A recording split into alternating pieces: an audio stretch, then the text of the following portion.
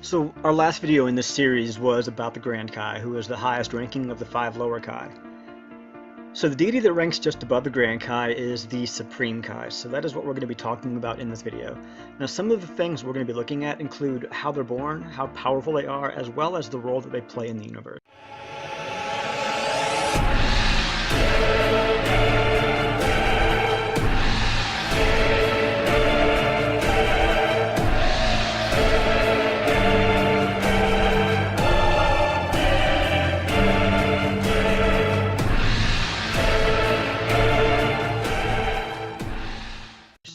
Now, the Supreme Kai are the creator gods. They're members of the Shinjin race, which is the only race other than the angels that's naturally born divine. And along with the gods of destruction, they're the ruling and the overseeing class of the 12 universes, with each universe having its own set of gods. Now, the lower Kai's job was to oversee the living world of their universe, while the Supreme Kai, whose power is far greater than that of the lower Kai, are tasked with overseeing both the living and the other world.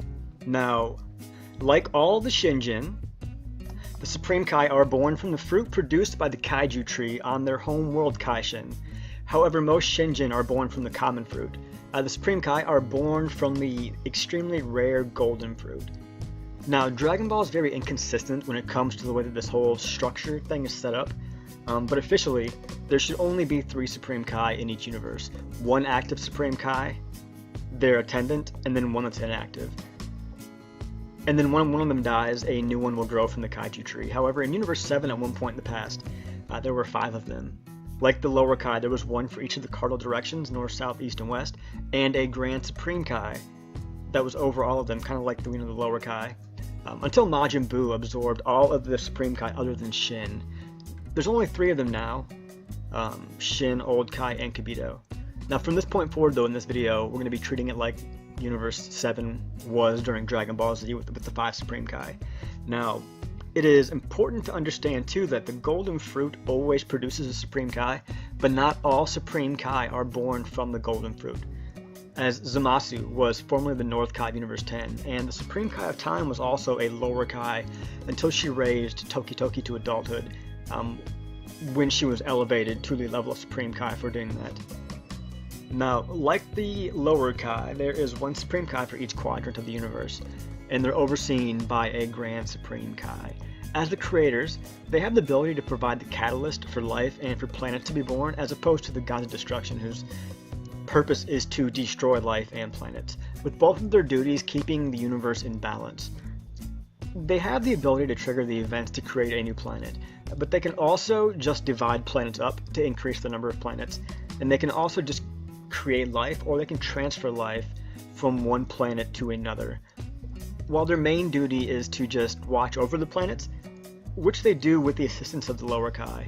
While they do normally let things play out naturally, they will intervene if a planet's balance begins to crumble, or they prefer to act as advisors for the lower life forms. There's also a Supreme Kai of Time, like I mentioned a moment ago, a position that she obtained after she raised Toki Toki. While overseeing time and space from the Time Nest, she continues to watch over Toki Toki, and Toki Toki is a bird whose eggs contain the time for another universe. Now, if you just watch the series, it's easy to forget how massively powerful a Supreme Kai is when they're surrounded by characters like Goku. King Kai was weaker than Vegeta when he first showed up on Earth, and the Supreme Kais are strong enough to destroy Frieza with almost no effort. They're among the strongest beings in the universe. According to Shin, they were actually thousands of times more powerful than Frieza was. However, since their job is not to destroy, their power is nowhere close to that of a god of destruction. Now, despite being gods, they're not immortal. They can die. They all die. However, as we have seen from the old Kai, when they die, it does not really matter, as they're able to keep their bodies, and they're not required to visit King Yama like all other beings do when they die. Now, the life of a Supreme Kai is linked to that of a god of destruction, so if one of them dies, the other one dies as well. This is to maintain balance, because having a destroyer and no creator, or a creator with no destroyer, would throw off the balance of the universe.